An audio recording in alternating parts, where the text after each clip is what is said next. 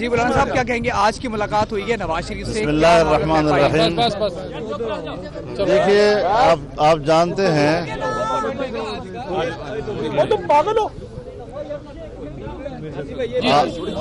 جانتے ہیں کہ میاں نواز شریف صاحب جب ابھی ان کی ضمانت پر رہائی نہیں ہوئی تھی اور وہ جیل میں تھے تو اس وقت بھی میں نے ارادہ کیا تھا کہ میں جیل میں ان کو ملوں اور ان کی بیمار پرسی کروں، لیکن مجھے اس وقت کوئی موقع ہاتھ نہیں ملا، یہاں تک کہ پھر ان کی ذرا عارضی قسم کی ایک ضمانت بھی ہوئی اور اس وجہ سے آج وہ گھر پہ ہیں۔ تو چند دن پہلے میرا ان سے فون پہ رابطہ ہوا تھا اور آج کا دن طے ہوا کہ ہم انشاءاللہ لاہور میں ملیں گے۔ تو آج میری یہاں پر جو موجودگی تھی ان کی خدمت میں وہ صحت پرسی کے حوالے سے تھی اور اسی حوالے سے ان سے حال احوال بھی کیا گیا اور یہیں تک اسی ایجنڈے تک محدود تھی، کوئی دوسرا ایجنڈا اس میٹنگ کا نہیں تھا۔ مولانا صاحب کوئی سیاسی گفتگو یا کوئی اپوزیشن کے حوالے سے اور دو بڑے بیٹھے اور سیاسی گفتگو نہ ہو تو تھوڑا سا تو کچھ ہوا؟ اس میں تو کوئی شک نہیں ہے کہ جب دو بیٹھتے ہیں تو سیاسی لوگ بات بھی کرتے ہیں، سیاسی امور پر بھی بات ہوتی ہے، لیکن میں آپ کو ایک بات بتانا چاہتا ہوں کہ ایک مشترکہ قسم کی جو تشویش ہم دونوں نے محسوس کی بیٹھتے، وہ اس وقت جو ملک میں بدترین قسم کی ایک مہنگائی اور جیسے عام آدمی کی زندگی کو انہوں نے جس طرح اجیرن کیا ہے اور جس طرح پاکستانی معیشت جو ہے اس وقت ہچکولے کھا رہی ہے، اس پر بہت زیادہ تشویش ان کو بھی تھی اور میں سمجھتا ہوں کہ یہ احساس ایک پوری قوم کی اس وقت ایک مشترکہ احساس ہے جو یقیناً ایک سنگین صورتحال اختیار کر رہا ہے۔ تو یہ ساری چیزیں اسی کے ارد گرد ساری باتیں گھوم رہی تھیں کہ اب کیا کیا جا سکتا ہے کہ ہم اس صورتحال پر قابو پا سکیں اور ملک کے مستقبل کو ہم محفوظ کر سکیں۔ عمران خان نے کہا کہ آپ کی سیاست ختم ہو چکی ہے۔ آپ کے اچھے تعلقات ہیں تو کیوں نہیں اب تک ایک پیج پر اکٹھے کیوں نہیں کر سکے؟ میرے خیال میں دیکھیے اس اعتبار سے تو ہم سب ایک پیج پہ ہیں کہ جب الیکشن ہوئے ہیں تو الیکشن کے فوراً بعد سب ایک پیج پہ آ گئے تھے کہ جی یہ الیکشن دھاندلی کے الیکشن ہیں، جو حکومت ہے اس کی اکثریت جعلی ہے، جو ہمارا وزیر اعظم بنا بیٹھا ہے وہ بھی ایک جعلی اور خلائی قسم کا وزیر اعظم ہے، جو میں سمجھتا ہوں کہ یہ نصب کردہ ہے، انسٹالڈ ہے۔ تو ایسے لوگ جو پاکستان کے نظریے کو نہیں جانتے، پاکستان کے حالات سے واقفیت نہیں رکھتے، معیشت کے حوالے سے اس کے ابجد سے بھی واقف نہ ہوں اور ملک ان کے حوالے کر دیا جائے تو پھر آپ اندازہ لگائیں کہ ملک کہاں کس طرف جائے گا۔ تو یہ ایک قدر مشترک تمام سیاسی جماعتوں کے اندر پائی جا رہی ہے اور انشاءاللہ میں آج یا کل تک آصف علی زرداری سے بھی ملاقات کروں گا، ان سے بھی انشاءاللہ انہی امور پہ بات چیت ہوگی۔ تو باہمی رابطوں کا ایک سلسلہ کہ جس میں کم از کم جو متفقہ نکات ہیں اس پر ایک ہم آہنگی تمام سیاسی جماعتوں کے اندر ہونی چاہیے۔ البتہ میں آپ کو اتنا بتا دوں کہ جمعیت علماء اسلام 10 ملین مارچ ملک میں مکمل کر چکی ہے اور اس میں جو عوام کا سمندر شریک ہوتا تھا، تو اس میں ایک تو بات میڈیا سے کہنا چاہوں گا کہ اگر آپ اتنے بڑی ایونٹس کو کہ جس میں حد نظر انسان موجود ہوں اور اس کو آپ نظر انداز کرتے چلے جائیں تو پھر میڈیا بھی اپنے مستقبل کے بارے میں سوچ لے کہ کیا اس کی جگہ سوشل میڈیا نہیں لے گا، کیا آپ پر اعتماد ختم نہیں ہوگا، کیا آپ کے حوالے سے لوگ مایوس نہیں ہوں گے۔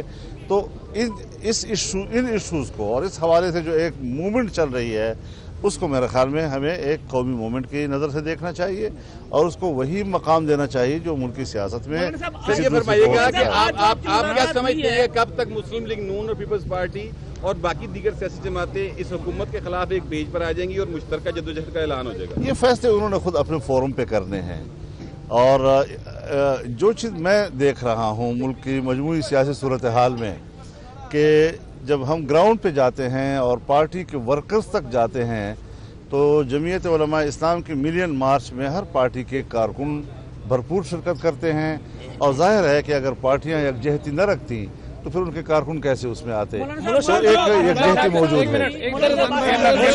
जो नैब की कार्रवाइयां हो रही है पीपल्स पार्टी के खिलाफ, आज आप भी मुसलसल हुकूमत के खात्मे का मुतालबा कर रहे हैं, उनकी तहरीक चला रहे हैं। नवाज शरीफ साहब के पास आज आए, क्या वो आपके इस नुक्ते पर मुत्तफिक हैं? हुकूमत के खिलाफ जो तहरीक जो खात्मे के लिए तहरीक, क्या मुश्तरका लाहे-ए-अमल? देखिए, सोच में तो कोई फर्क नहीं है, लेकिन उसके लिए क्या हिकमत अमली होनी चाहिए, अभी शायद मियाँ साहब या उनकी पार्टी के लिए आज तो ऐसा दिन नहीं था कि हम उनसे इसके बारे में कोई हतमी राय लेते।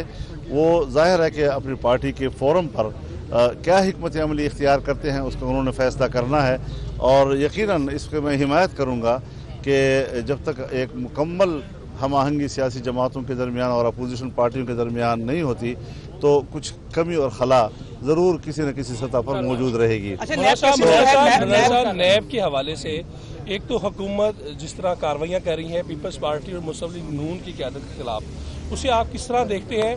और क्या ये समझा जाए आपकी जो पहले अभी आपने गुफ्तगू की कि नवाज शरीफ ने आपको कायल कर लिया है कि आप भी अभी जल्दी ना करें हुकूमत को गिराने में, हुकूमत अपने बोझ से गिरेगी? अच्छा, आप मौजूद थे हमारे मीटिंग में जब आप इससे बात कर रहे? नहीं, मैंने तो सवाल किया, आपने सवाल उस तरह करो जैसे आप मुझे अच्छा नैब के वाले देखिए, मैं गुजारिश करूँ, जहाँ तक नैब का ताल्लुक है, नैब एक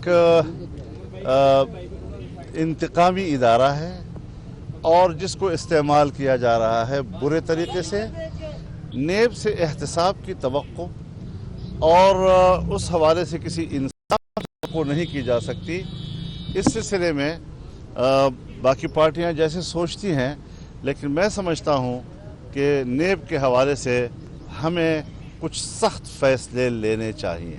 मौलाना साहब, आप इत्तेहाद की बात कर रहे थे, आप मौजूद हैं, हुकूमत कितना अर्सा चलते हुए दिखाई दे रही है? हुकूमत अगर आप इमरान खान का समझते हैं तो उसकी हुकूमत नहीं है। उसके पीछे की जो कुव्वतें हैं वो अपनी ताकत और बलबोते और इदारे की ताकत को इस्तेमाल करके कब तक खींचती हैं उनको, और उसी पर इंहिसार है। आप दोनों दोस्तों को कब मिलवा रहे हैं? आपके जरदारी साहब बहुत ज्यादा करीबी दोस्त हैं मियां साहब के लिए, जैसे दोनों दोस्त कब मिल रहे हैं? आप तो क्या उनकी मुलाकात में रुकावट क्या है? मैं तो समझो कोई नहीं है रुकावट। मौलाना साहब, इमरान खान कह चुके हैं कि मौलाना फजल रहमान की सियासत खत्म हो चुकी है, उनको हमने असम्बली से बाहर कर दिया है, क्या कहेंगे आप? ये तो घिसा पीटा सवाल है।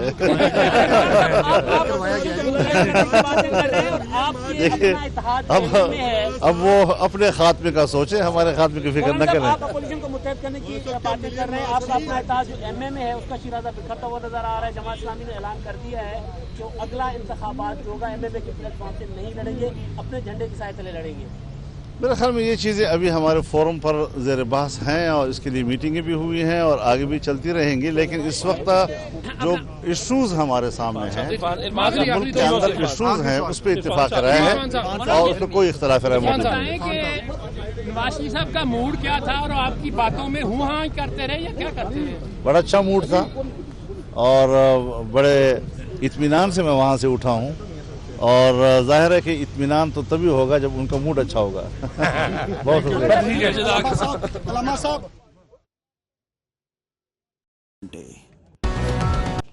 वज़ीर-ए-आज़म इमरान खान ने इजराइल और भारतीय हुक्मरानों पर तनकीद की है। अपने ट्वीट में इमरान खान ने कहा कि इजराइल और भारतीय हुक्मरान मगरबी किनारे और मकबूजा कश्मीर में इखलाकी दिवालियापन दिखाते हैं।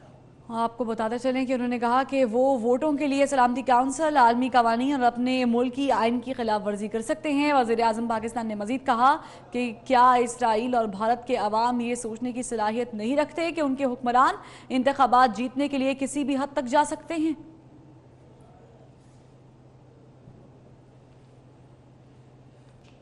वज़ीर-ए-आज़म इमरान खान ने इजराइल और भारतीय हुक्मरानों पर तनकीद की है। अपने ट्वीट में इमरान खान ने कहा कि इजराइल और भारतीय हुक्मरान मगरबी किनारे और मकबूजा कश्मीर में इखलाकी दिवालियापन दिखाते हैं। आपको बताते चलें कि उन्होंने कहा कि वो वोटों के लिए सलामती काउंसिल, आलमी कवानीन और अपने मुल्क की आइन की खिलाफ वर्जी कर सकते हैं। वज़ीर-ए-आज़म पाकिस्तान ने मज़ीद कहा कि क्या इसराइल और भारत के अवाम ये सोचने की सलाहियत नहीं रखते कि उनके हुक्मरान इंतखाबात जीतने के लिए किसी भी हद तक जा सकते हैं? वज़ीर-ए-आज़म इमरान खान ने इसराइल और भारतीय हुक्मरानों पर तनकीद की है। अपने ट्वीट में इमरान खान ने कहा कि इसराइल और भारतीय हुक्मरान मगरबी किनारे और मकबूजा कश्मीर में इखलाकी दिवालियापन दिखाते हैं।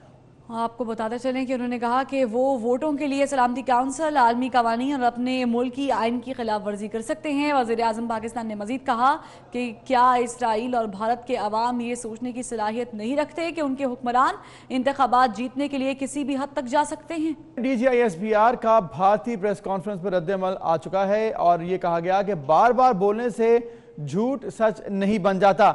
F-16 गिराने का सबूत है सामने नहीं लाते। पाकिस्तान की